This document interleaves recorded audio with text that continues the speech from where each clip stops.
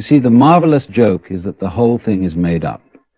The society, the roles we play, the money we chase, even the idea of a self, it's all a grand illusion, a dream we take terribly seriously.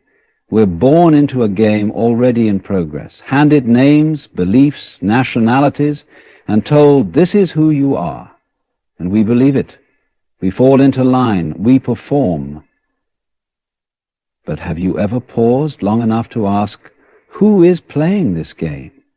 Who decided the rules? It's rather like going to the theater and forgetting that you're watching a play.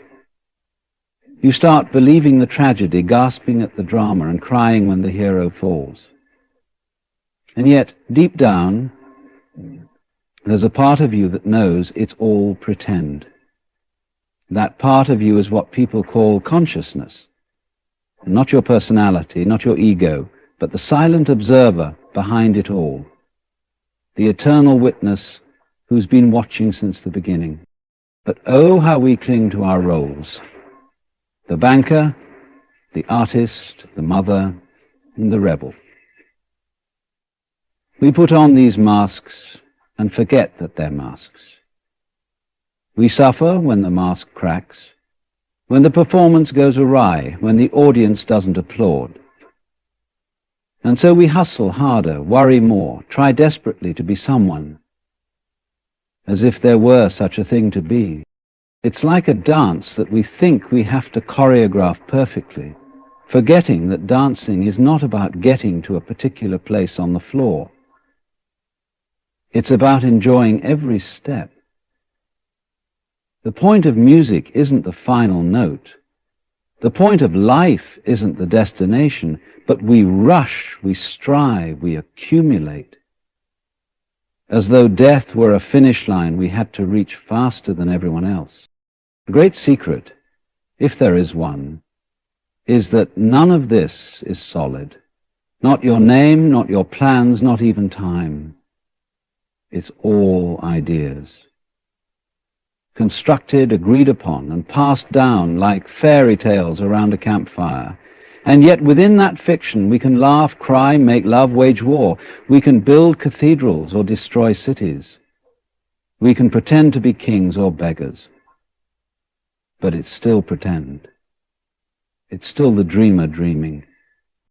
So here we are, pretending not to know that we are pretending, playing hide and seek with ourselves, dressing up the eternal in 1,000 disguises. All of it made up. And still, astonishingly, beautiful. The idea that life is a performance or game, not a fixed reality, is both liberating and unsettling. It suggests that everything we consider real, our names, jobs, nations, achievements, even our sense of time, is part of a story we've been told, and that we continue to tell ourselves.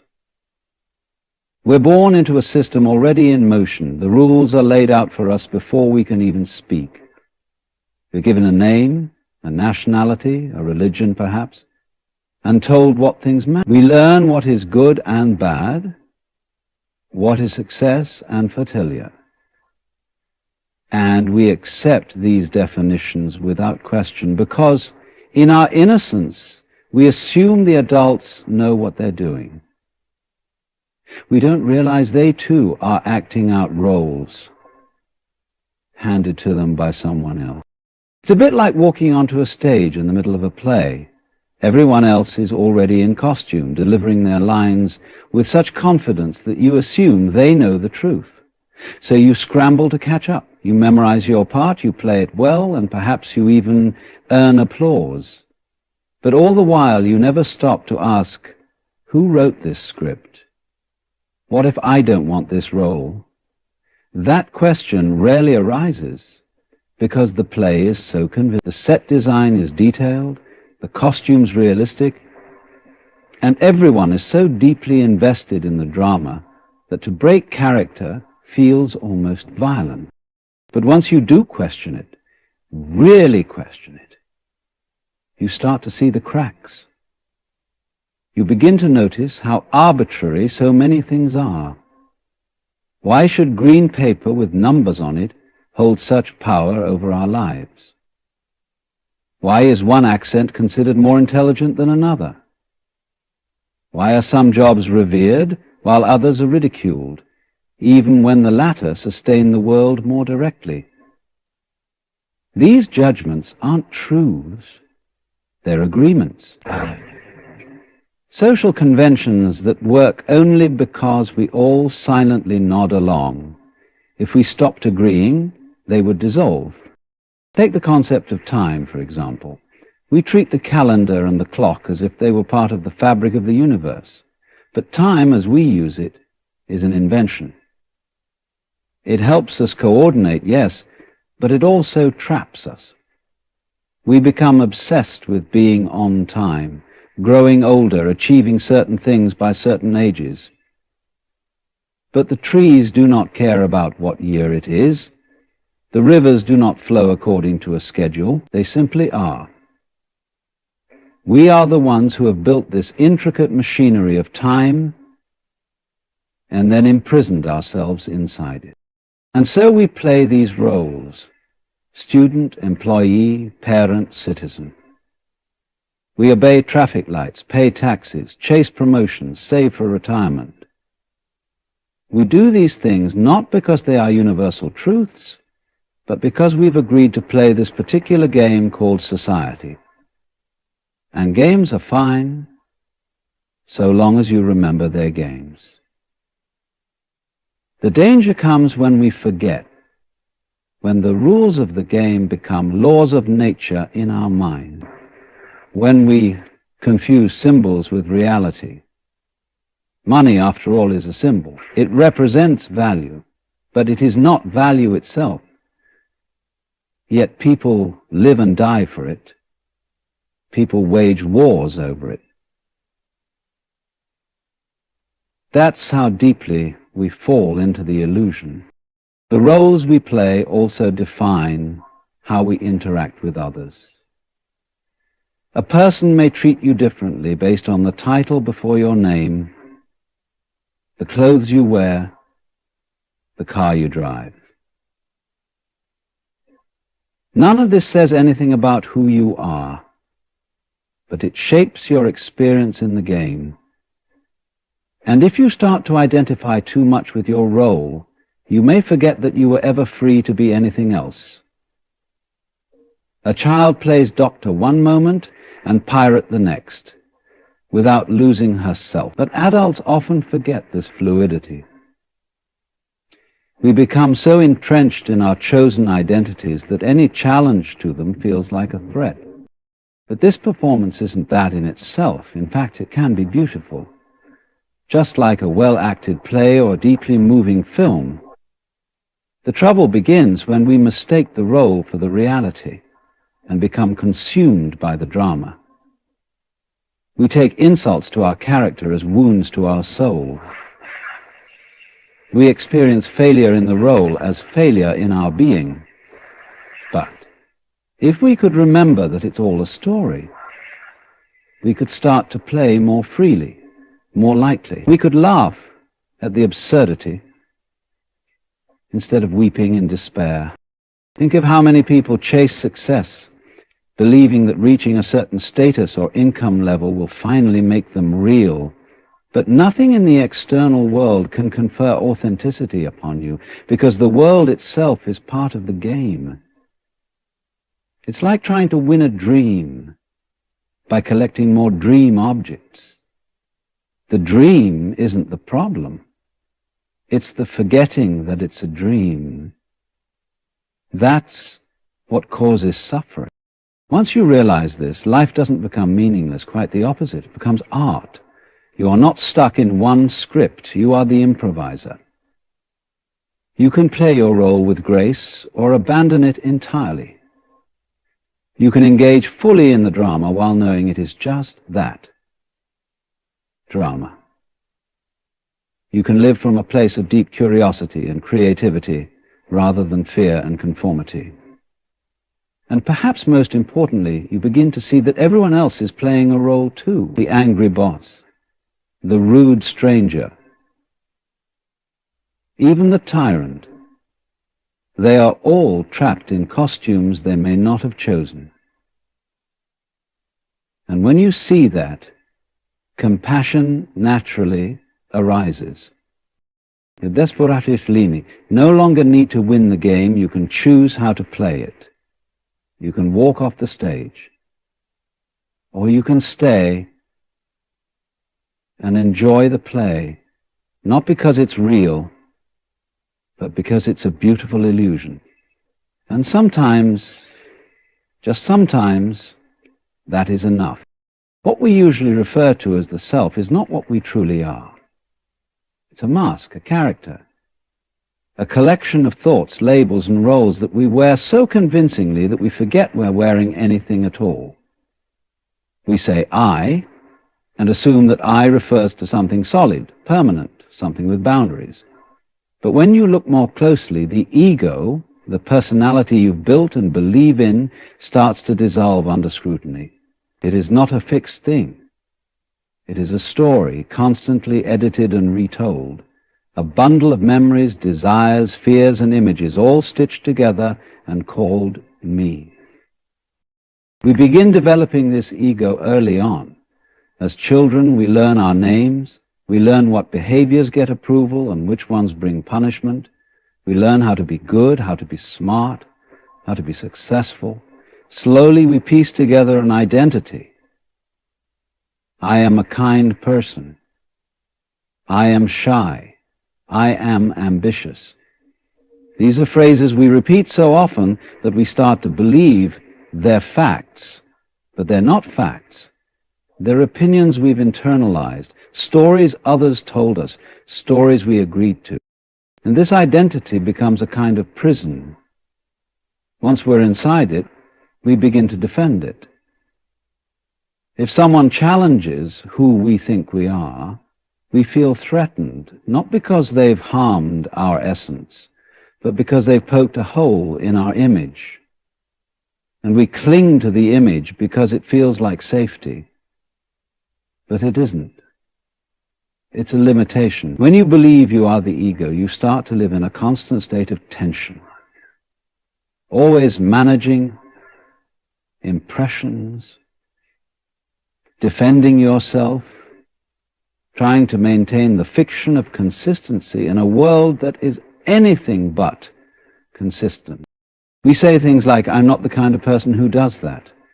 But what kind of person are you? And who decided? What if the roles you play aren't based on truth but habit? We tend to treat the ego like the pilot of the plane, steering the ship of life. But in truth, it's more like the voiceover. It comments, it narrates, it criticizes, but it does not control. It only pretends to. And the more power we give it, the more we suffer. Because the ego always wants to be someone. It wants to be right. It wants to be admired. It wants to be separate. It lives in comparison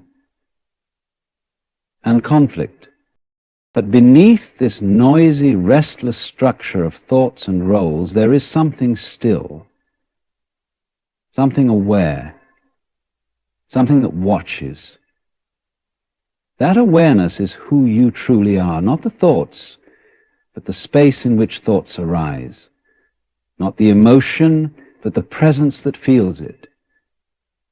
This is not philosophical speculation.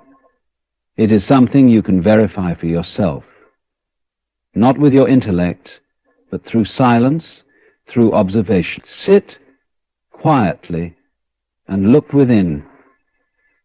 Who is watching the thoughts? Who is aware of the body? You will not find a name or a face or a story.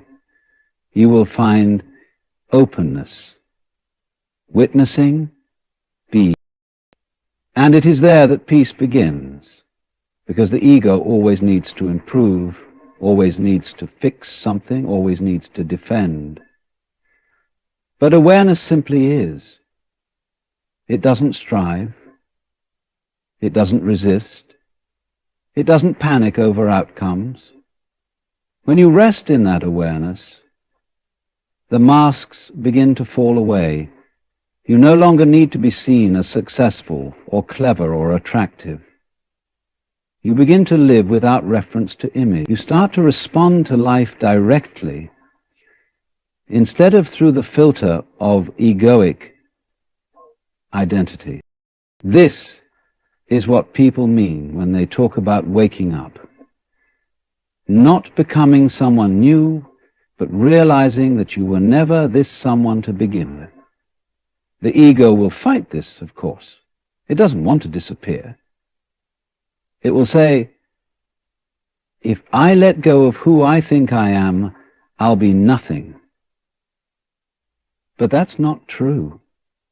You won't be nothing, you'll be everything. You'll no longer be confined to one perspective, one story, one role. You'll be life itself, fluid, present, undefined.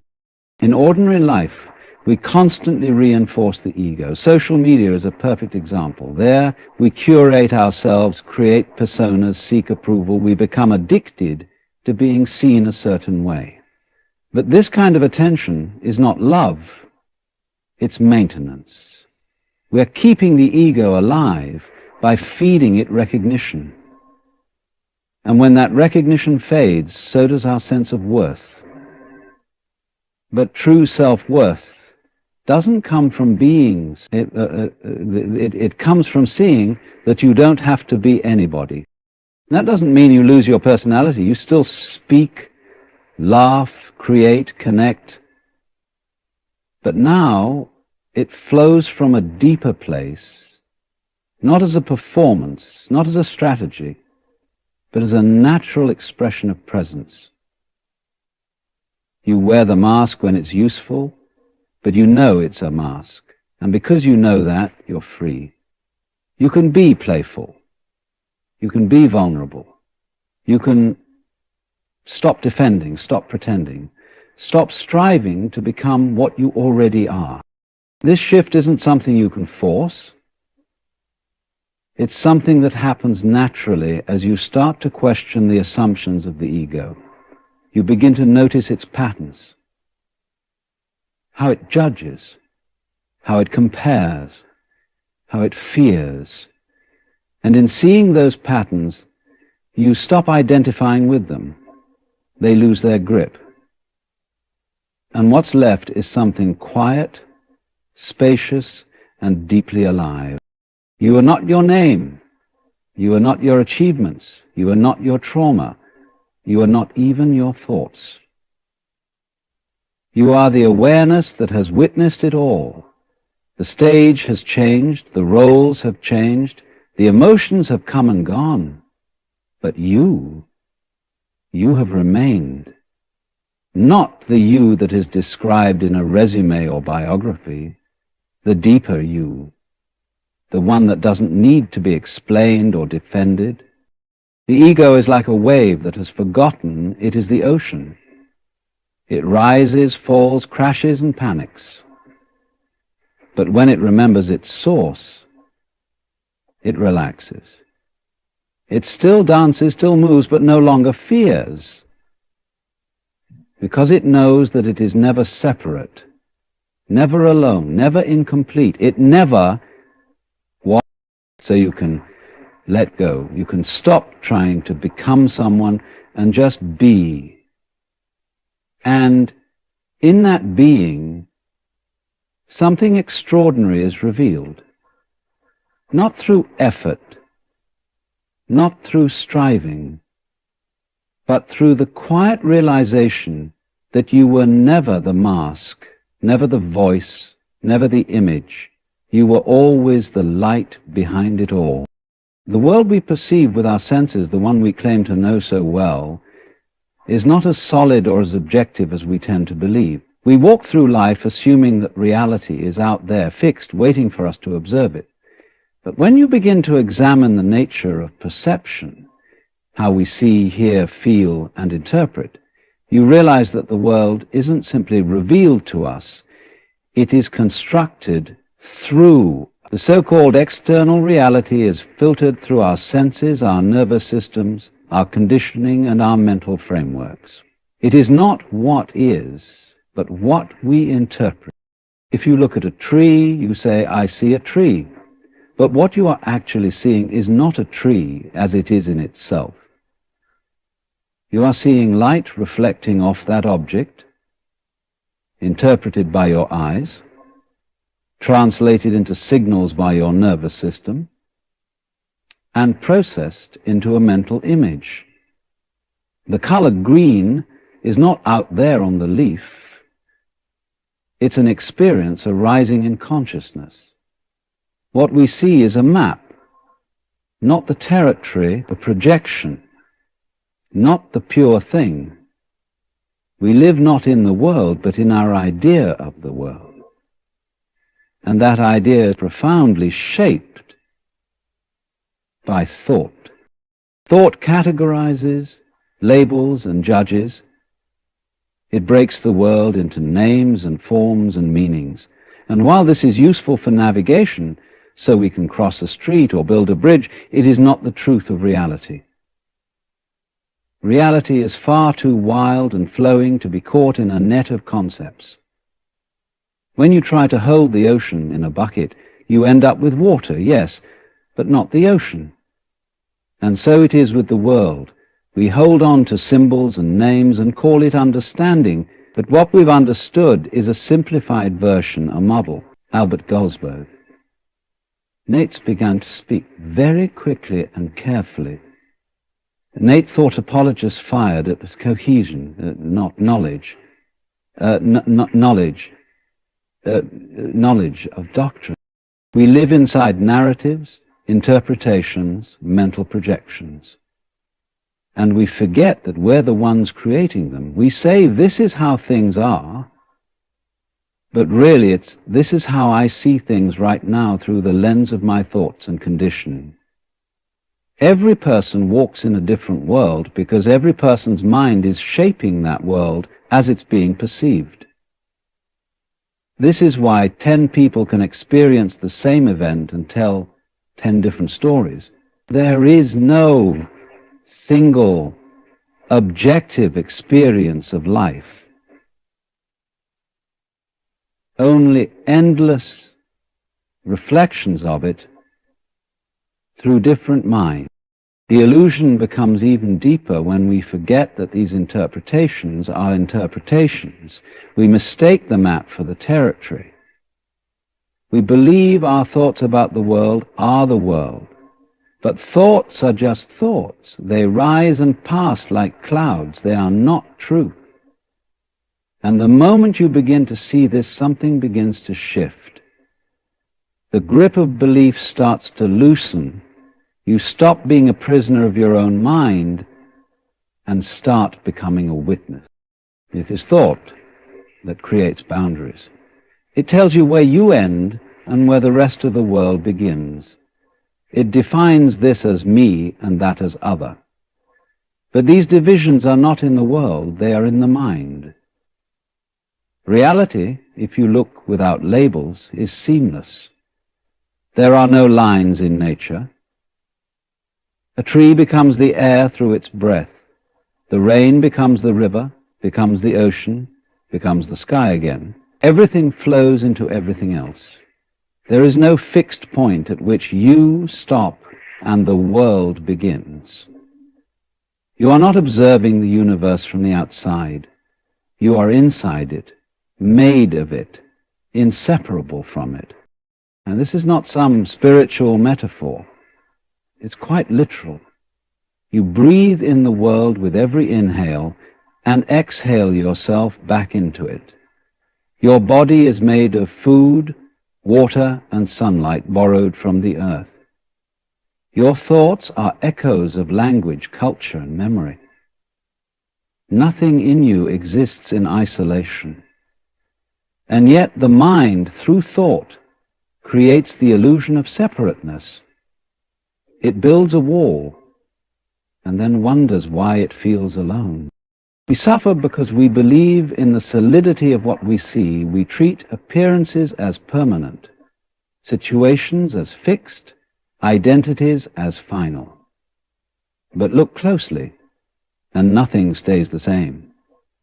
Every form is changing. Every sound, every face, every feeling appears, dances for a while, and fades. The moment you try to hold on, it begins to slip away. And so we live in this tension, always trying to freeze what is fluid, trying to secure what is essentially insecure. We miss the point, because we are so busy interpreting. The bird sings, and immediately the mind says, "That's a robin, nice sound."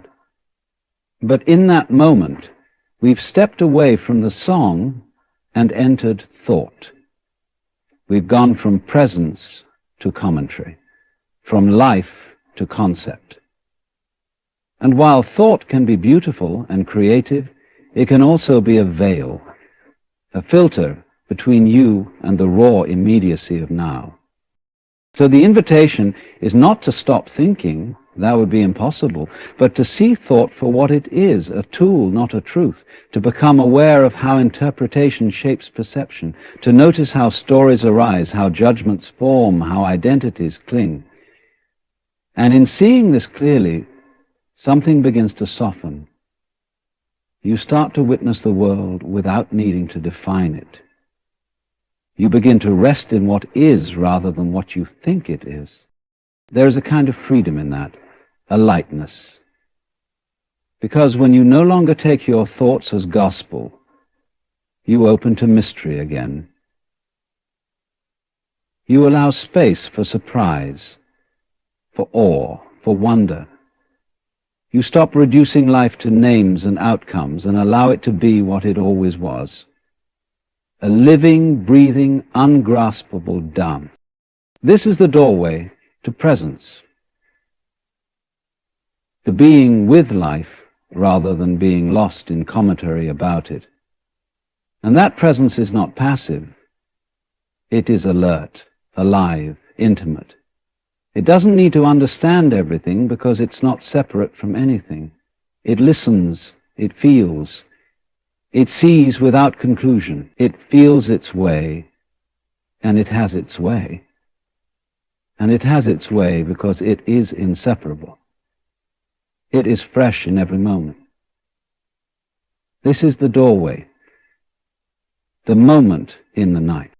When we drop the lens of interpretation, even briefly, we find ourselves in touch with something deeper than concepts. Not an idea of beauty, but beauty itself. Not a thought of peace, but the felt sense of peace. Not a belief in connection, but the lived experience of unity. This is not something far away. It is here, now, beneath the noise of interpretation. It has always been here. And when you realize that the world you live in is largely made of your own perceptions, your own stories, your own inherited frameworks, you begin to wonder, what would life be like without the constant need to define it? What if we stopped trying to make sense of it all and simply allowed ourselves to be in it? What if we stopped trying to control the world through thought and allowed ourselves to melt into its mystery? In that space, life is no longer something happening to you, it becomes something happening as you. The dancer and the dance are no longer separate. And the illusion of a world out there, fixed and foreign, begins to dissolve. What remains is something profoundly intimate, utterly alive, and deeply free. You become a person of your own will, of your own life, of your own. There is a peculiar dance we do as human beings. We live our entire lives trying to control things that were never in our control to begin with.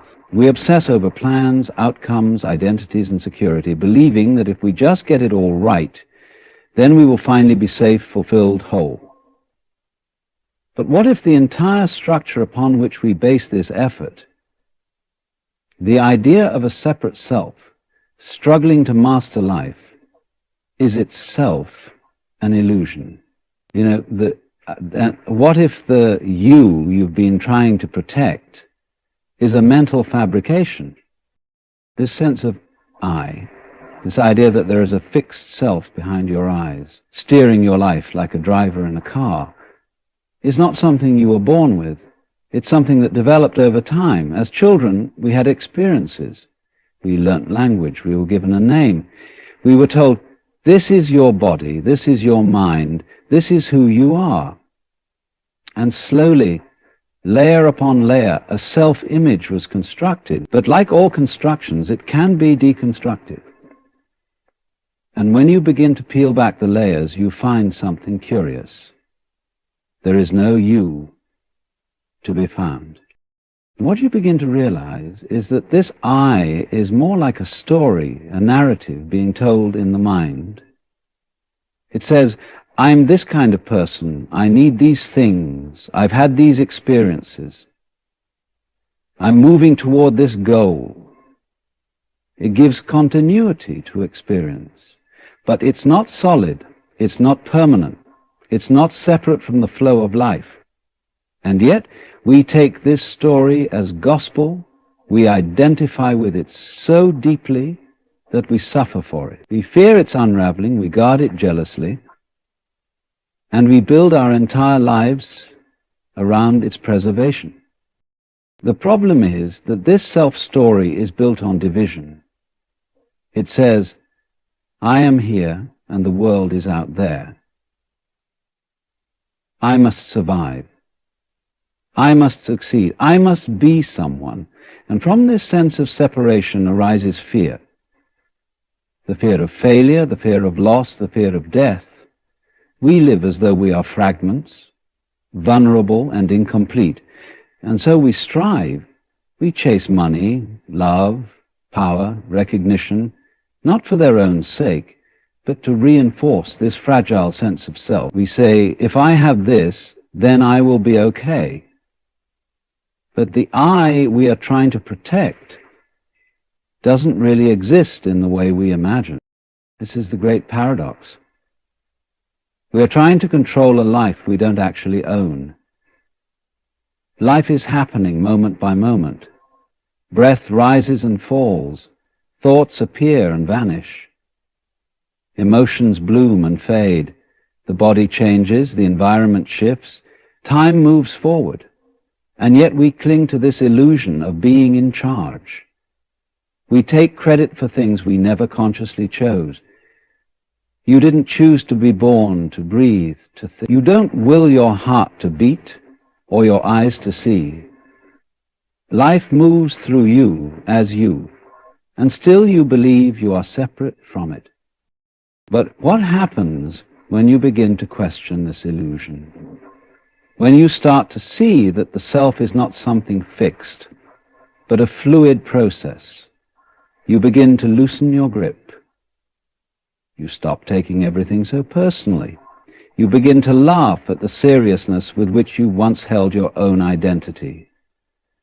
And in that softening a great peace arises, not because you've solved life, but because you've stopped fighting it. The fear that once dominated your mind begins to dissolve because it was always based on a misunderstanding. You were afraid for your image, your ego, your future. But those things were never real in the way you imagined. They were projections, mental fabrications. And when you let them go, when you allow life to be as it is, without clinging, you discover that there is nothing to fear. Life continues. It flows, changes, surprises, and still, here you are, not as a separate self, but as the awareness in which all experience arises. The need to be right, to be successful, to be important, begins to feel absurd. You realize that these were roles you were playing, not who you are.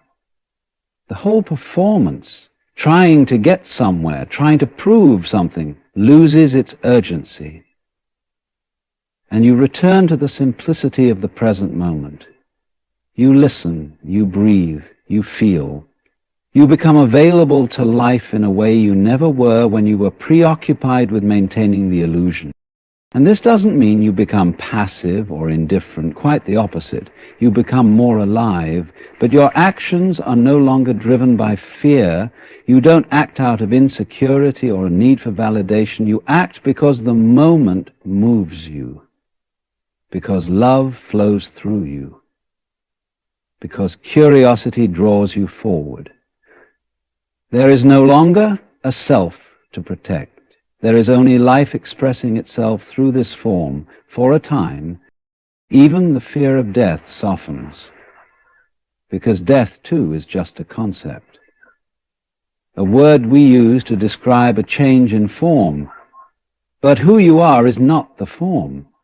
The form comes and goes, but the awareness, the space in which all this unfolds, is untouched. You are not the wave. You are the ocean temporarily shaped into a wave, and when the wave dissolves, nothing is lost. So much of our suffering arises from forgetting this, from clinging to what cannot be held, from trying to make permanent what is impermanent. But when you stop resisting change, when you let go of the illusion of control, you begin to see that life is not a problem to be solved. It's a mystery to be lived. Not something to conquer, but something to participate in, fully and freely. And in that surrender, not a resignation, but a release, you find something that all your striving could never bring you.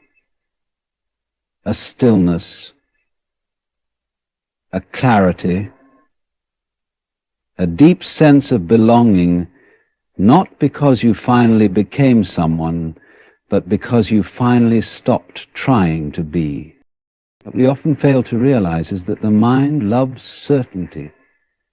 It craves answers. It wants categories, labels, boxes to tuck everything into. It wants to understand everything in a linear, predictable way so that it can feel safe, so it can feel in control. But life isn't like that. It never has been. Life is not a straight line. It's a swirl, a spiral, a wave. It does not conform to your logic or your desires. It simply is. And this can feel terrifying to a mind that wants everything nailed down. So we tell stories. We make it all up.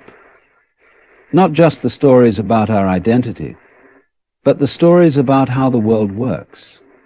Stories about meaning, about purpose, about morality, about success, and then we forget that we made them up.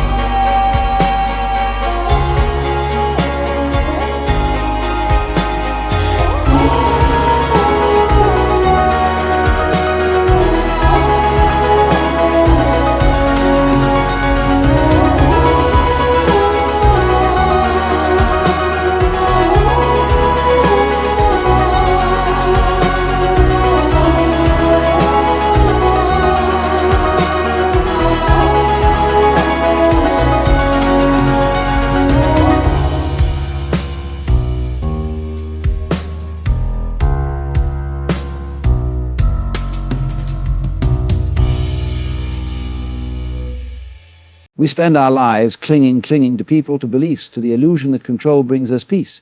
But the harder we cling, the more the world slips through our fingers. You see, life is not something to be held like a possession. It is more like a dance. And in dancing, you don't cling to the music. You let it move through you. You respond, you flow, and then it changes. That's the nature of it. That's the beauty of it. When you begin to see that nothing lasts, not your emotions, not your relationships, not even the ideas you hold about who you are, something remarkable happens. You begin to soften your grip. Not out of despair, but out of understanding. Detachment is not coldness. It is not indifference. It is the recognition that you are not the storm, you are the sky. You are not what happens to you, you are the space in which it happens. Most people think that to respect themselves, they must assert control, dominate outcomes, and be seen in a certain light. But that's not self-respect. That's performance. That's theater. True self-respect arises when you no longer need the approval, affection, or validation of others to feel whole. When you realize that your worth does not increase when someone notices you, nor does it diminish when someone walks away. Detachment allows you to remain centered in a world that constantly tries to pull you in 1,000 directions. It's the quiet refusal to chase what is running or to grip what is fading. It is the art of presence, of being fully here without needing anything to be different. You are not here to be imprisoned by what you cannot control.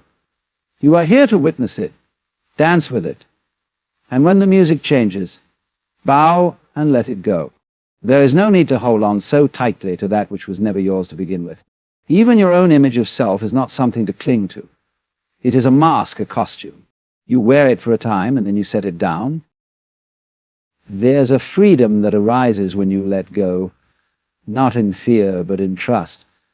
And in that freedom, something else emerges: dignity, grace, and a deep, unshakable self-respect that is untouched by the tides of circumstance. Detachment is so often misunderstood.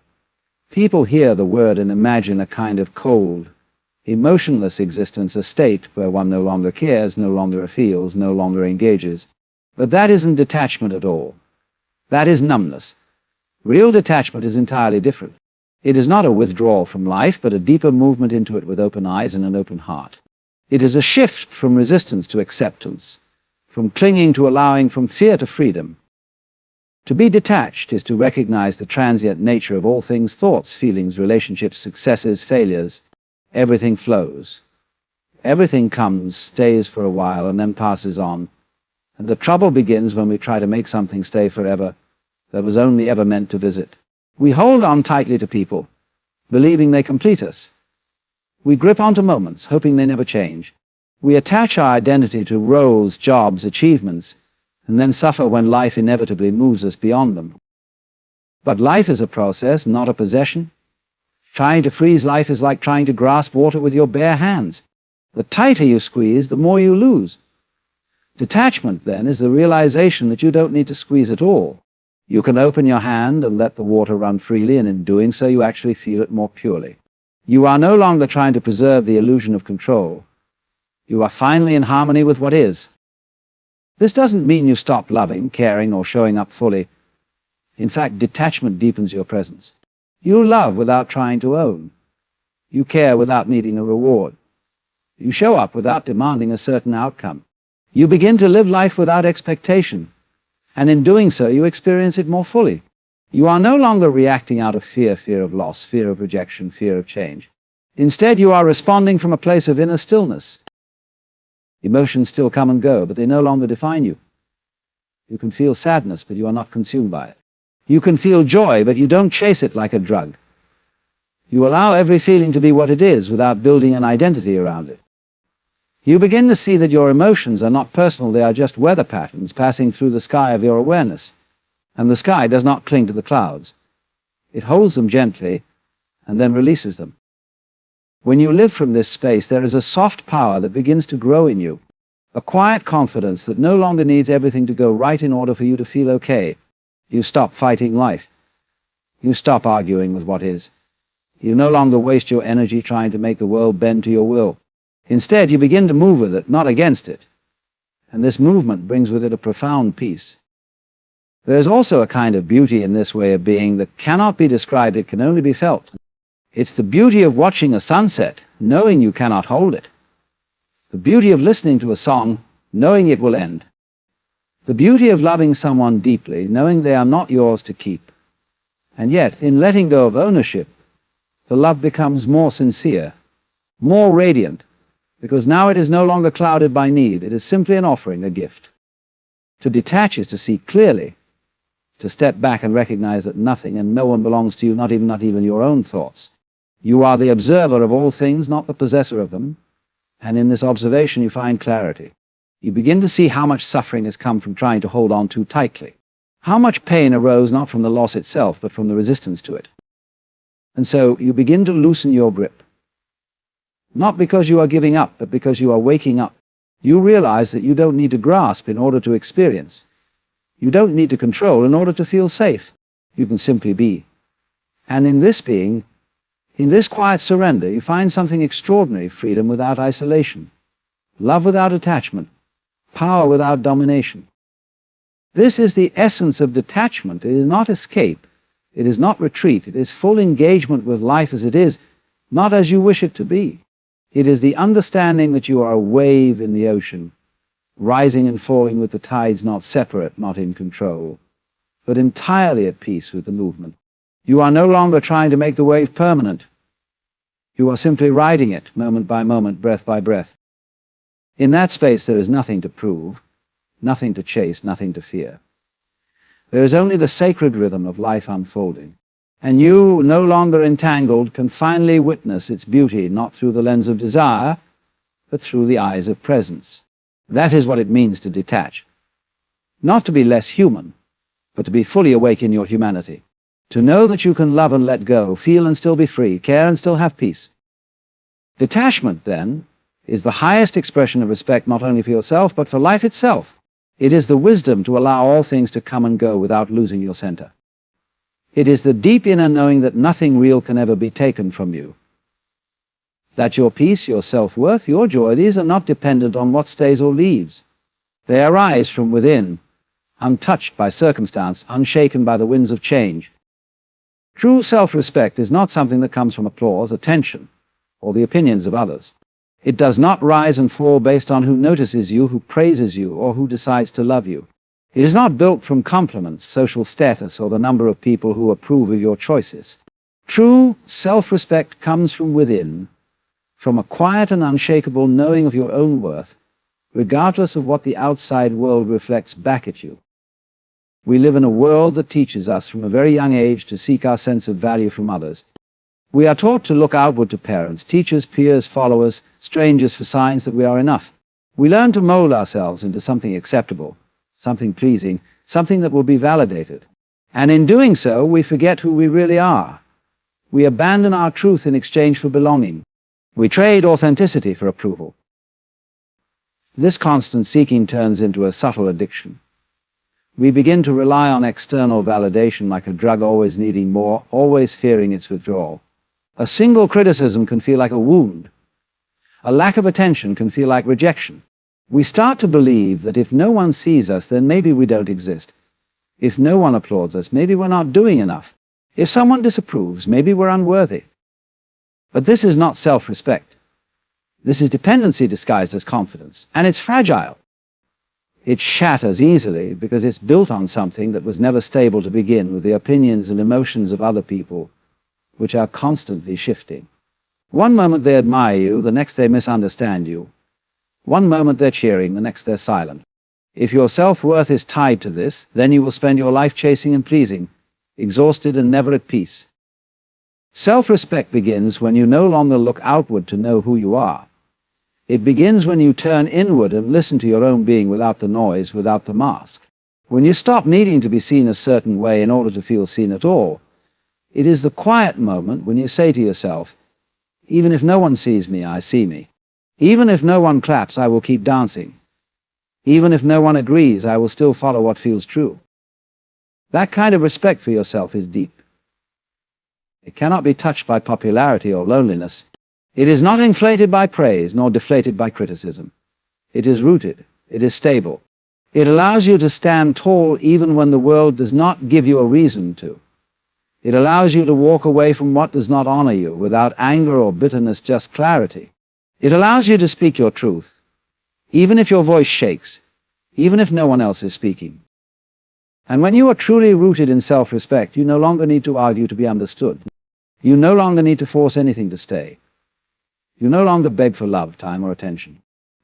You know that whatever is meant for you will align with the integrity of your soul. What isn't will fall away, and you will let it. Because your worth is not determined by what remains in your life. It is defined by how you treat yourself in the silence, in the stillness when no one is watching. You begin to honor your boundaries, not to push people away, but to protect your peace. You begin to say no, not because you are selfish, but because you are no longer willing to abandon yourself for the comfort of others. You stop explaining your worth. You stop shrinking to fit into boxes you've outgrown. You stop bending to make others comfortable at your own expense. That's not rebellion. That's respect. When you move through life with true self-respect, you carry yourself differently. Not arrogantly, not with ego, but with a quiet knowing, a softness that does not break, a firmness that does not fight. You don't need to dominate a room. You don't need to prove anything. You simply show up fully as you are, and that is enough. You start to live in alignment with your truth, rather than performing for acceptance. And ironically, when you no longer chase validation, when you no longer perform to be seen, that's when people truly begin to feel you. Because you are no longer filtered, no longer hiding. You are whole. You are grounded. And your presence speaks louder than your words. It speaks of someone who has found home within themselves, someone who has learned to be their own source of love, their own source of light. This kind of self-respect transforms everything. It changes the way you love others, not from need, but from abundance. You no longer try to fill your emptiness with someone else's presence. You love because you are full, not because you are starving.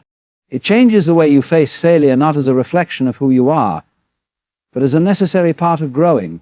It changes the way you handle loneliness, not as a punishment, but as a sacred space to meet yourself more deeply. It doesn't mean you'll never feel insecure again. It doesn't mean you'll always feel confident. It means that even when insecurity shows up, you don't collapse. You sit with it. You breathe. You remind yourself gently that your worth is not up for negotiation, that no mistake, no silence, no opinion can erase your value. It is yours. Always has been. So let the applause fade. Let the spotlight shift. Let people come and go. Stand in your truth anyway. Keep creating. Keep showing up. Keep loving. Keep choosing yourself not from ego, but from reverence, from the deep knowing that you are sacred. You are worthy, not because someone else said so, but because you remembered who you are, and you chose to believe it. Detachment is often seen as something that removes us from life, but the truth is, it actually brings us into the present more fully. When we are attached, whether to people, outcomes, or ideas we are not living in this moment, we are projecting into the future, clinging to an imagined sense of how things should be, or holding on to the past, trying to preserve what once was. We are lost in mental stories, emotional reactions, and the desperate attempt to control what is not ours to control. And in that struggle, we miss the beauty that's right in front of us. When you are truly present, you are not seeking anything. You are not trying to escape. You are not fighting reality. You are simply here, breathing, feeling, being. Detachment allows this presence to take root in you because you are no longer tied to needing the moment to look a certain way. You begin to see that the mind's desire to label everything as good or bad, success or failure, gain or loss is what keeps you locked in a cycle of suffering. But when you detach, you see everything just as it is, not as it should be. And in that space, clarity arises. You start to witness rather than react. You notice your thoughts, but you are no longer entangled in them. You feel your emotions, but you are not ruled by them. You become the space in which experience happens, not the experience itself. And this isn't detachment in the sense of being aloof or disconnected. It is the deepest kind of connection. It's the awareness that what's unfolding is not happening to you, it's happening through you. Life is flowing, and you are part of that flow. You are not the one trying to hold the river in place. You are the river. In the present moment, everything is alive. Everything is moving. The sound of the wind, the flicker of sunlight, the sensation of your own breath, all of it is full, complete, whole. But you can only experience that fullness when you let go of the mental habit of wanting things to be different. Attachment says this moment is not enough. I need it to be more, to be better, to be mine. Detachment says this moment is enough, just as it is. And when you live from that place, even ordinary moments become sacred. Presence also allows you to respond rather than react. When you're caught up in attachment, you're often driven by impulse, by fear, by anger, by desire. You speak before thinking. You act before understanding. You grasp or push away. But when you are grounded in detachment, there is space between the stimulus and your response. In that space, you can breathe. You can see clearly. You can choose wisely. You no longer act out of panic or pain. You move from peace. This shift affects everything from the way you relate to others to the way you handle challenges. When someone disappoints you, you don't crumble, because your happiness was never dependent on them behaving a certain way. When plans fall apart, you don't spiral, because your peace was never rooted in certainty. You become flexible like water, able to bend without breaking, to flow without fear. And ironically, this makes you more powerful, not less, because you are no longer resisting what is. You are working with life, not against it. Detachment brings with it a kind of lightness. You stop carrying what doesn't belong to you. You stop overthinking, overanalyzing, overcontrolling. You realize how much of your suffering was self-inflicted, born from the need to grip everything so tightly. And when you let go, you don't lose yourself. You find yourself. You are no longer buried beneath layers of tension and expectation. You are free. And this freedom isn't loud or dramatic.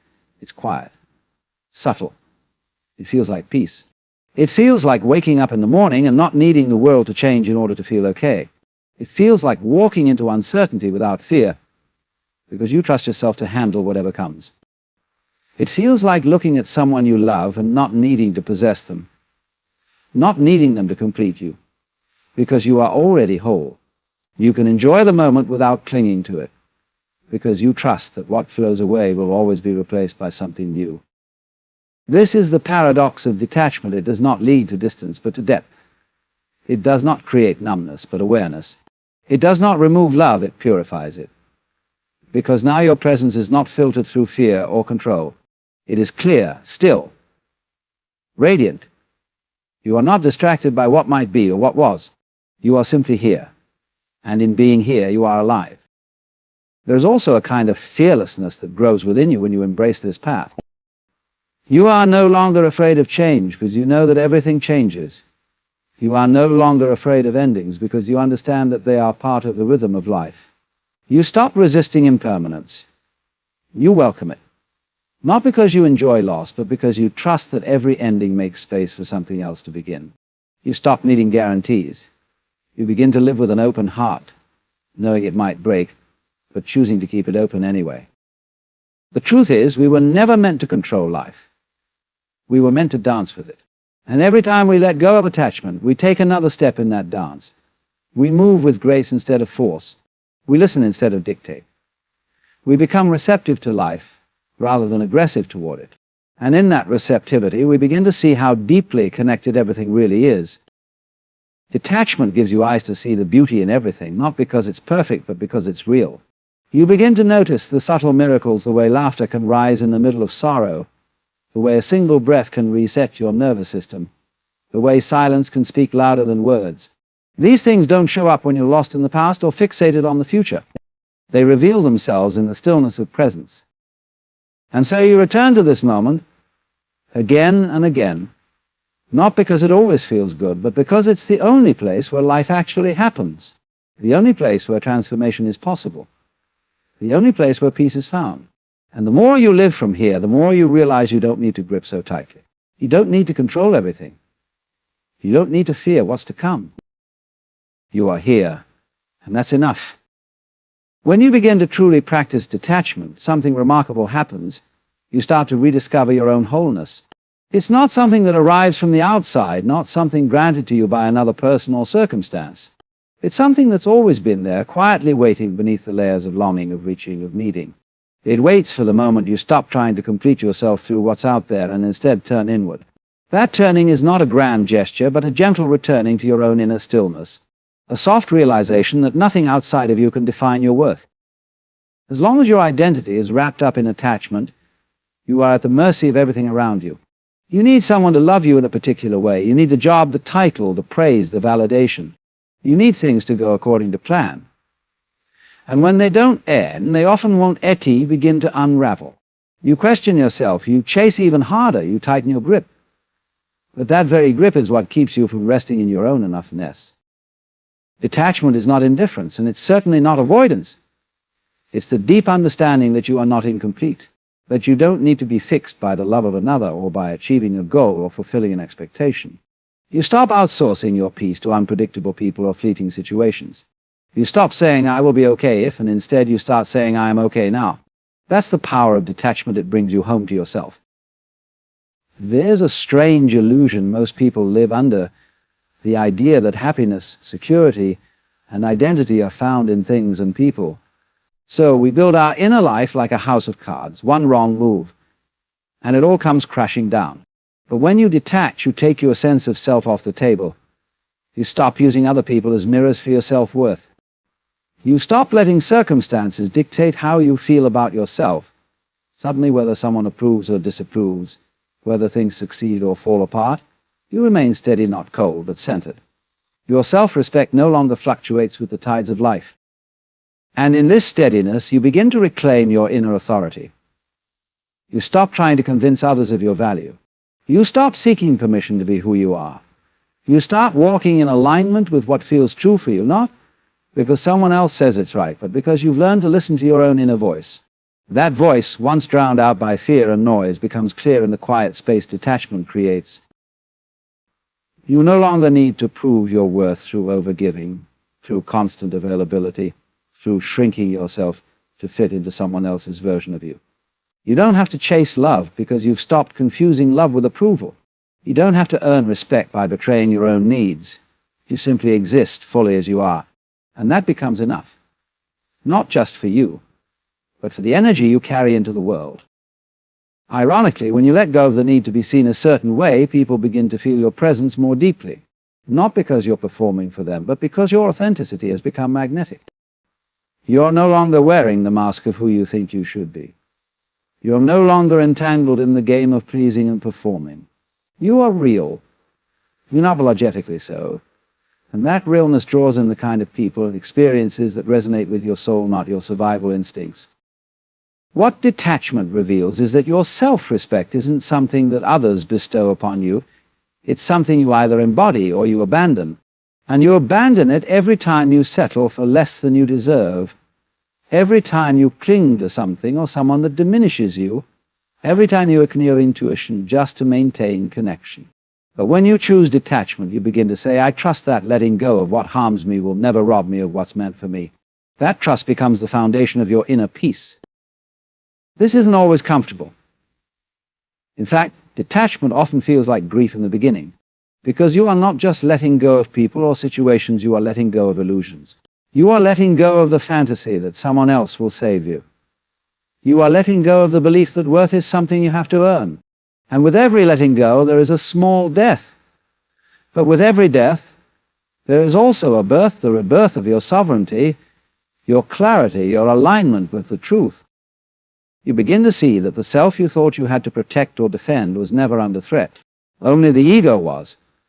Only the part of you that believed it had to control everything. And when that control falls away, what's left is something incredibly resilient. It's not fragile. It doesn't need to beg for validation. It doesn't collapse when rejected. It doesn't need to argue to be right. It simply exists, open and grounded, full and enough. When you detach, you start making choices that honor your well-being, not your woundedness. You stop entering situations out of fear of being alone. You stop clinging to things just because they're familiar. You stop bending backwards to accommodate what is clearly misaligned. You start choosing peace over chaos, silence over drama, space over suffocation. And these choices aren't loud. They aren't celebrated. They are quiet revolutions within your own being. And they change everything. You begin to redefine what love looks like, not as something desperate or dependent, but as something spacious, respectful, and whole. You begin to redefine success not as something achieved through exhaustion or comparison, but as something felt in your own sense of alignment. You begin to redefine freedom not as the absence of commitment, but as the absence of inner conflict. In the end, detachment gives you back to yourself. It returns you to your own rhythm, your own breath, your own enoughness. It reminds you that your value doesn't live in how much you do, how much you give, or how well you perform. It lives in the quiet truth that you are whole already. Nothing to fix, nothing to prove. Just space to be, and in that being, to rediscover a self-respect so deep it no longer relies on anyone's permission to exist.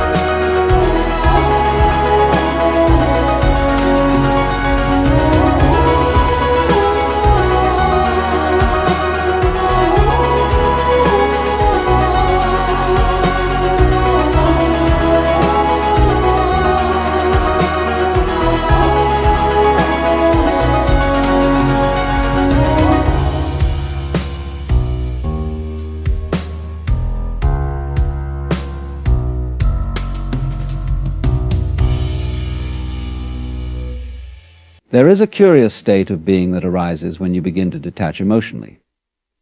It's not indifference, but a quiet recognition that your inner peace cannot be bound to external events or the whims of others. Detachment is not a turning away from life, it's a deeper participation in the present, untangled from the chaos of emotional over-identification. To detach emotionally is to see life as it is, rather than how you wish it to be. It is the freedom to observe without being consumed, to feel without being imprisoned, and to engage without being entangled. This path begins when you notice a shift within yourself. The things that once stirred you into storms of reaction now seem smaller, lighter. You no longer cling so fiercely to outcomes, and the need for control begins to fade. It's not that you stop caring, you simply stop demanding that life conform to your desires. In this shift, there is a profound sense of liberation. Emotional detachment often starts when you begin to see through the illusion of permanence. Everything is transient relationship situations, even feelings themselves. To hold on too tightly is to invite suffering, because life will move whether you cling or let go. Detachment is not an escape from love or meaning, it's an acknowledgement that love cannot be forced, and meaning cannot be imposed. You may find yourself less reactive to things that used to upset you. The sharp edges of criticism, the sting of rejection, or the weight of someone else's expectations no longer pierce as deeply. You see that their behavior reflects their own inner world, not yours. You've stopped taking it personally because you've realized you were never meant to carry the weight of someone else's reality. Detachment often comes hand in hand with self-awareness. You begin to notice the patterns in your thoughts and emotions, seeing how they arise, linger, and fade. You observe them like passing clouds rather than identifying with them. This is where the beauty lies in realizing you are not your thoughts, not your feelings, but the observer of them. In this space of awareness, you may notice your relationships shift. Some may feel lighter, freer as you let go of the need to control or fix others. Others may fall away entirely, not out of malice, but because they were built on the shaky foundation of dependency or fear. Detachment clears the way for relationships rooted in mutual respect and authenticity. There is often a misconception that detachment is cold or unfeeling, but it's quite the opposite. True detachment opens the door to compassion because you're no longer entangled in your own projections. You can see others clearly without judgment or expectation because you no longer need them to validate you. Detachment is the soil in which unconditional love can grow. When you detach emotionally, you also free yourself from the endless chase for happiness. You no longer pin your well-being on external circumstances. Instead, you find contentment in the simple act of being. You realize that happiness, like everything else, is fleeting, and that's okay. In fact, it's this impermanence that makes life so exquisitely alive. You may also find yourself less concerned with the opinions of others. Their praise or criticism, once so defining, now feels like whispers in the wind. You are no longer tethered to their expectations, and in this you find a profound sense of freedom. You can finally be yourself without apology or pretense. To detach is to trust the flow of life itself. It is to release the futile grasping for control and instead embrace the unfolding of the present moment. It's not about suppressing emotions, but allowing them to arise and pass like waves returning to the ocean. There is a quiet beauty in emotional detachment, a kind of freedom that is often misunderstood. It's not about shutting down or building walls around your heart. It's not about turning away from the richness of life or refusing to feel. Emotional detachment is the opposite of indifference. It's not a withdrawal, but an awakening, a recognition that your peace does not depend on the constant turbulence of external events. It's realizing that being free doesn't mean you don't care, it means you care deeply, but without losing yourself in the process. To detach emotionally is to give yourself the permission to step back and observe, to see clearly without being swept away by the tides of reaction. Imagine standing by the shore of a vast ocean. The waves may crash and swirl, but you're no longer drowning in them. Instead, you watch their rhythm, understanding that they rise and fall on their own. This is what emotional detachment feels like, a freedom to experience life fully without being consumed by it. When you detach, you don't stop loving, nor do you stop feeling. Love, in fact, becomes purer because it is no longer tied to expectation or need.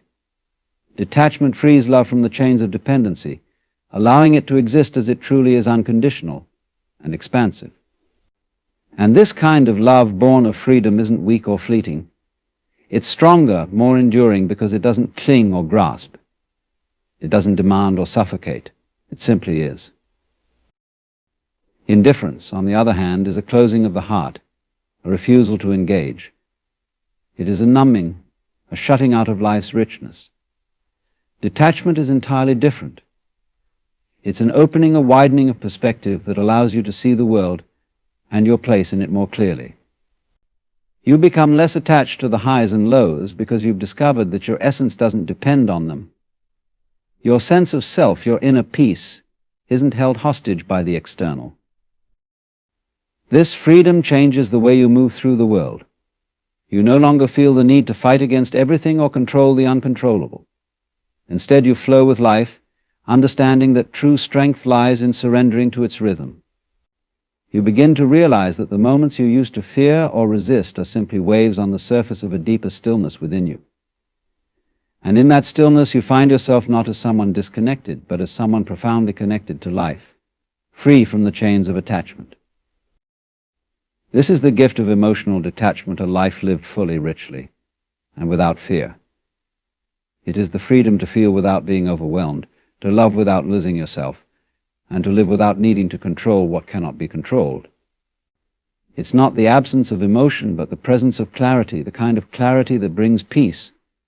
And in that peace, you discover the profound joy of being truly alive. When you begin to detach emotionally, something remarkable happens. You start to see life in its purest form, stripped of the filters of expectation, desire, or fear. It's as if a veil is lifted, and suddenly you're no longer projecting your wants or needs onto the world. You stop trying to force life into a shape that pleases you and instead begin to understand it for what it truly is. This shift isn't about resignation or defeat, it's about clarity. It's about stepping into the role of an observer, seeing the intricate patterns of life unfold with all their rawness, unpredictability, and beauty. Think of how often we suffer, not because of what life is, but because of what we expected it to be. We attach ourselves to a story we've written in our minds, and when reality doesn't follow the script, we resist it. This resistance is the root of so much pain, frustration, and disappointment. Emotional detachment dissolves that resistance.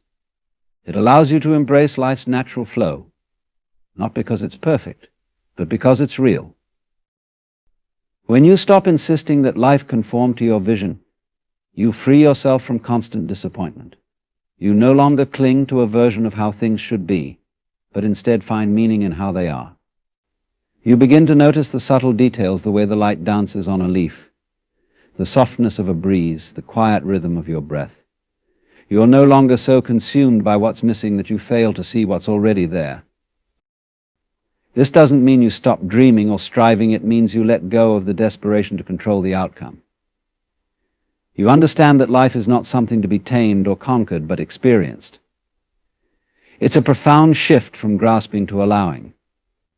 And in that allowing, you discover a truth that is more beautiful than anything you could have forced into existence. You discover that life, just as it is, holds all the wonder you've been seeking. Detachment doesn't strip life of its meaning. It deepens it. It gives you the courage to face life without the crutch of expectation, to witness its ups and downs without being broken by them. When you let go of how you think life should be, you open yourself to the magic of what life actually is. And in that opening, you begin to feel truly alive. Recognizing the impermanence of all things is like unlocking a door to profound freedom. It's not a grim acceptance that everything fades, but an awakening to the truth that life is constantly flowing, shifting, and evolving.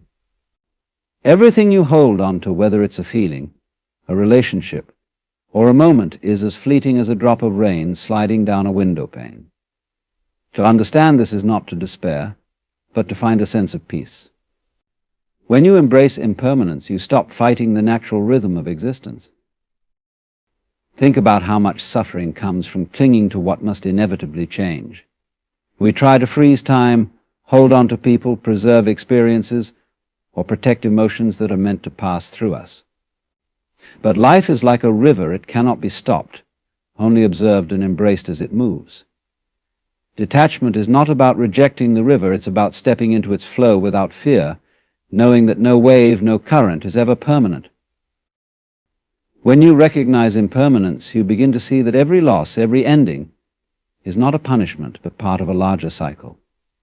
The things you try so desperately to hold on to were never truly yours to keep. They came into your life for a moment, for a purpose, and then, like all things, they had to move on. This understanding doesn't strip life of its meaning, it gives it depth. You treasure moments more deeply, not because they'll last forever, but because they won't. Imagine holding a flower in your hand. Its beauty is breathtaking, but it's fragile. The petals will wither, the colors will fade, and eventually it will be gone. Yet, this impermanence doesn't make the flower any less beautiful. In fact, it's this fleeting nature that makes it so precious. Detachment allows you to appreciate the flower without trying to stop it from changing. When you grasp this truth, you find yourself unburdened. The need to control, to cling, to resist these begin to fall away. You no longer fear change or endings because you see them for what they are: natural, inevitable, and necessary. This doesn't mean life becomes empty or cold. On the contrary, it becomes more vibrant, more alive. Every moment is rich with meaning because you're no longer trying to freeze it in place. Detachment, rooted in the understanding of impermanence, is not a way to escape life. It's a way to embrace it fully. You stop demanding that things last forever, and instead appreciate them for the gifts they are in the time they're here. And when they're gone, you let them go with grace, trusting that the flow of life will always bring something new. This is the beauty of impermanence. It teaches you not to hold too tightly, and in doing so frees you to live fully. Detachment is like stepping into a calm, quiet center within yourself, a place where the chaos of the world doesn't hold the same grip over you. It allows you to stop reacting to every word, every action, every situation as if it is a direct assault on your sense of self. When you detach, you no longer take things so personally. You realize that what people say or do often has very little to do with you and everything to do with their own fears, insecurities, and experiences. Imagine someone criticizing you or behaving rudely. Without detachment, it's easy to feel hurt or offended, to immediately react as though their actions were an attack on your worth. But with detachment, you begin to see things differently. You recognize their behavior as a reflection of them, not you. Their words lose their sting because you've stopped giving them the power to define you. Instead of reacting emotionally, you respond with clarity, or sometimes you don't respond at all. This shift changes everything. You begin to realize that not everything requires your energy. You no longer feel the need to explain yourself, to defend your actions, or to match someone else's negativity. Detachment creates space between you and the world around you. In that space you find freedom to observe rather than absorb, to choose peace over conflict. When you personalize less of what others do, you also find compassion. You start to see the struggles people carry, the wounds that drive their behavior. You stop fighting against them and instead move through life with a quiet understanding. It's not about tolerating disrespect or allowing harmful behavior. It's about not letting it control your emotional state. You protect your peace because you know that reacting impulsively doesn't solve anything, it only drains you. Detachment isn't cold or distant, it's powerful. It gives you the ability to step back, breathe, and decide how you want to respond, rather than being dragged into someone else's storm. You learn to remain steady, like a tree that stands firm even as the winds rage around it. This doesn't mean you stop feeling or caring. It means you stop over-identifying with every situation, every word, every moment. Reactivity keeps you trapped, constantly pulled in every direction by the actions of others. Detachment, on the other hand, keeps you grounded. It allows you to live from a place of inner strength, where your emotions aren't dictated by external events. You begin to understand that the power to control how you feel has always been within you, and in that understanding you find peace. Detachment is like stepping out of a storm and realizing you're not the storm itself, you're the sky that holds it. It nurtures a profound self-awareness, a kind of quiet awakening where you begin to see your emotions not as who you are, but as something you experience. You start to notice them, observe their rise and fall, without letting them take over or define you. This shift transforms the way you relate to yourself. Think about the moments when anger, sadness, or fear has gripped you so tightly that it felt like the entirety of your being. In those moments, it's easy to lose yourself in the emotion, to let it dictate your words, your actions, your reality. But detachment allows you to step back, almost as if you're watching from a distance. You see the emotion for what it is, an energy moving through you, temporary and fleeting, not the essence of who you are. This ability to observe without identification creates space. In that space, you find clarity. Instead of reacting impulsively, you begin to ask questions. Why am I feeling this way? What triggered this? Is this emotion trying to tell me something, or is it just a passing wave? You begin to understand your patterns, your triggers, and the stories you've been carrying. And as you observe, the emotions start to lose their grip. They don't disappear, but they no longer control you.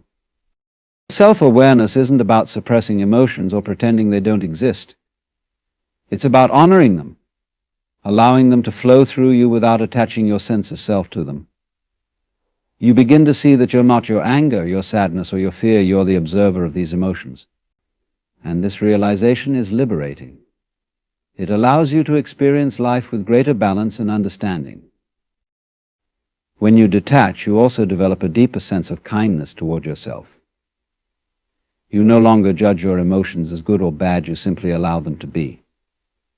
You see them as natural parts of the human experience, like clouds passing through the sky. And just as clouds shift and change, so do your emotions. They're not permanent, and they don't define you. This perspective brings a quiet strength. You're no longer at the mercy of every emotional wave. Instead, you stand steady, observing with curiosity rather than judgment.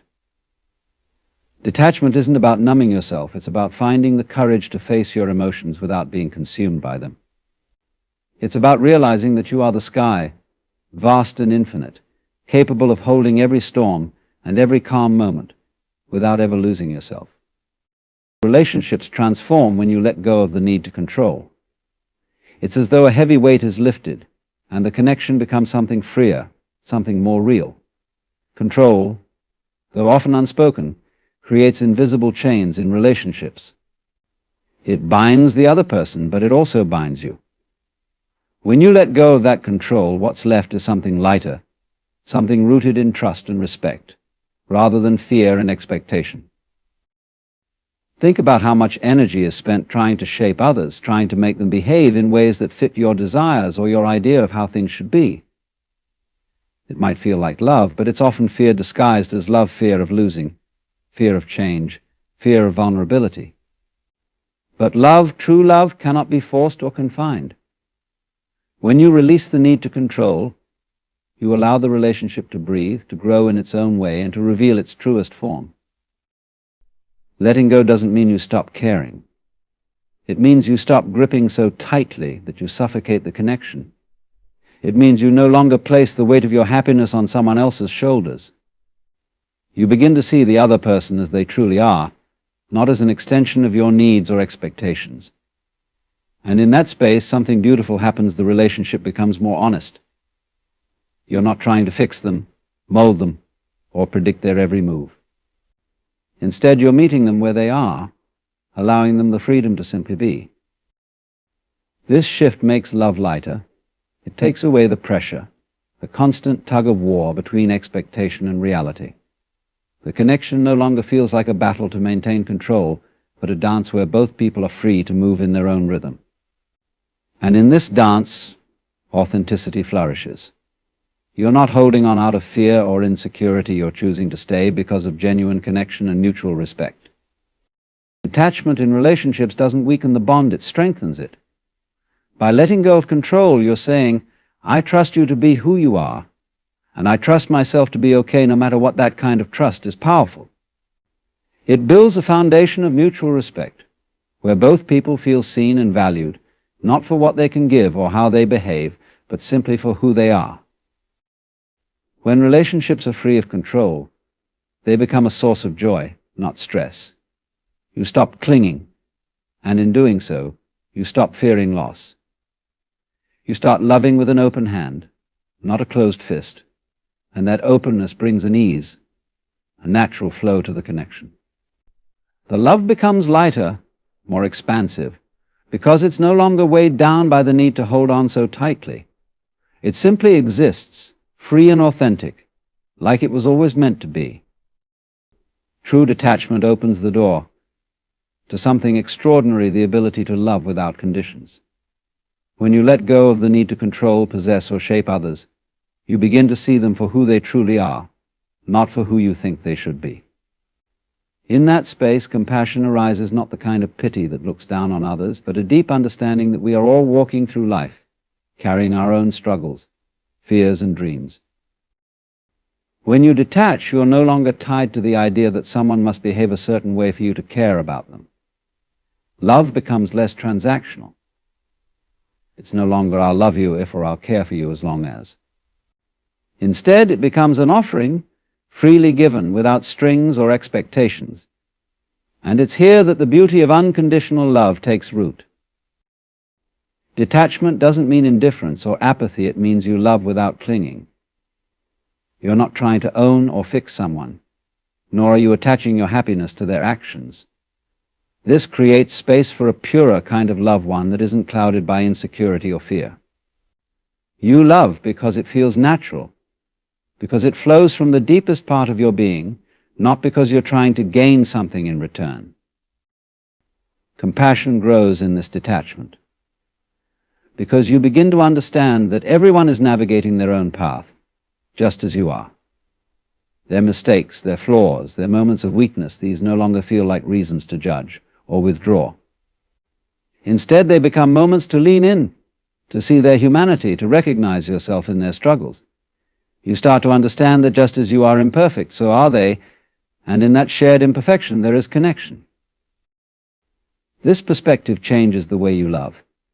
It becomes less about what someone does for you and more about what you can give freely. It's not about ignoring your needs or tolerating harmful behavior. It's about loving with an open heart while maintaining your own inner strength. You stop clinging to outcomes or trying to force a relationship to be something it's not. Instead, you let it unfold naturally, trusting that whatever happens, you will be okay. Unconditional love isn't weak or passive, it's courageous. It's the ability to love without fear of loss, to care deeply without being consumed by the need for control. And when you love in this way, you not only free others, but you free yourself. You become lighter, more at peace, because you're no longer weighed down by expectations or demands.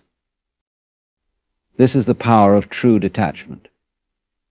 It strips away the conditions we so often place on love, leaving only the essence of connection that is honest, compassionate, and free. And in that freedom, love becomes limitless. It becomes a reflection of your own wholeness, a gift that you give to the world simply because it's who you are. Detachment is a quiet surrender to the rhythm of life, an act of trust that the universe knows its course even when you don't. It teaches you to release the need to force or control outcomes, and instead lean into the present moment, where life is constantly unfolding with its own wisdom. You stop wrestling with what should be and begin to accept what is, not with resignation, but with a sense of deep peace and curiosity. In this trust, you learn to embrace the flow of life, understanding that its currents don't need your constant intervention. When you detach, you're no longer gripping tightly to plans or outcomes, desperately trying to steer every moment. Instead, you loosen your hold, and in doing so, you discover something extraordinary, the freedom to truly live. The present moment, often overshadowed by fears of the future or regrets of the past, comes alive. It becomes vibrant, real, and full of possibility. Detachment invites you to experience life as it happens, not as a problem to solve or a puzzle to control, but as an ever-changing dance. You begin to trust that each moment, no matter how chaotic or uncertain it seems, is exactly where you're meant to be. Even the challenges carry meaning, shaping you in ways you may not understand yet. By letting go, you're not giving up, you're giving yourself permission to experience life without the burden of constantly trying to control it. In the present moment, you find clarity. The rush to fix, to plan, to grasp fades, and what remains is a sense of stillness. This stillness doesn't mean the absence of action, it means you act from a place of trust rather than fear. You stop asking, what if this goes wrong, and start wondering, what might this teach me? What beauty can I find here, even now? Detachment helps you see that life isn't something you conquer, it's something you participate in. And the more you trust its flow, the more you realize that life is always moving, always shifting. The moments you once tried so hard to control are fleeting, just like the waves on a shore. Clinging to them only creates resistance, but when you let go, you begin to flow with them. This trust doesn't mean there won't be storms, but it teaches you to embrace even those. You start to see that each moment, no matter how it appears, carries something for you, a lesson, an opportunity, a truth. You stop trying to escape the uncomfortable parts of life and instead embrace them, knowing they too are part of the flow. When you trust the present moment, you stop living as though life is a destination you must reach. You stop waiting for happiness to come after the next achievement, the next milestone, or the next resolution. Instead, you realize that life is happening now, in this breath, in this heartbeat. Detachment doesn't take you away from life, it roots you more deeply in it, reminding you that the only place you truly need to be is here, right now. Detachment is not about withdrawing from life, it is about stepping into it with greater clarity and understanding. It is the freedom to let go of the need to control, the ability to love unconditionally, and the courage to trust in the flow of life without fear. By detaching, you reclaim your peace, your power, and your capacity to see the world for what it truly is. You stop clinging to what you cannot change and embrace what you can, your own thoughts, your own reactions, and your own growth.